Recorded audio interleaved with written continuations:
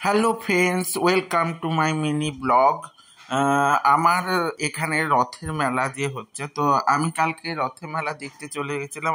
এই দেখার একটা বিশেষত্বই হচ্ছে এই বাড়াবাড়ি পুতুল নাচ। এটা আমাদের এখানে প্রতি বছর হয়, আমি ছোটবেলা থেকে দেখে এসেছি। তোমরা কে কে এই ধরনের পুতুল নাচ দেখেছো বলো তো।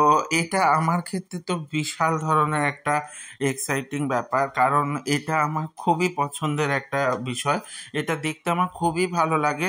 আমি ছোটবেলা থেকে এরই আকর্ষণে মেনলি রথের মেলা দেখতে যেতাম। তো রথের মেলা মানে তো অনেক কিছু খাওয়া দাওয়া থাকে, পাঁপড় ভাজা, তার সঙ্গে জিলিপি, তো এরকম অনেক কিছুই থাকে। তার থেকেও আমার ক্ষেত্রে আকর্ষণ ছিল এই পুতুল নাচ। আমার দেখতে দারুণ লাগে। তোমাদের কোথায় কোথায় এ ধরনের পুতুল নাচ হয়, বা কে কে এই ধরনের পুতুল নাচ দেখেছো, এবং কার কার পছন্দের বিষয়, সেটা কিন্তু আমার সঙ্গে শেয়ার করে নিতে ভুলে যেও না।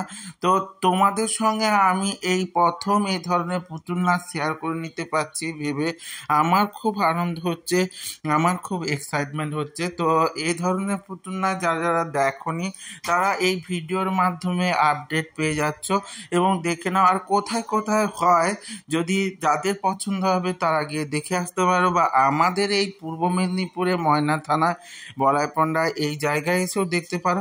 এভাবে ভালো ভালো ভিডিও পেতে অবশ্যই লাইক কমেন্ট শেয়ার করে দিও, এবং ইউটিউব থেকে দেখলে সাবস্ক্রাইব করে দিও।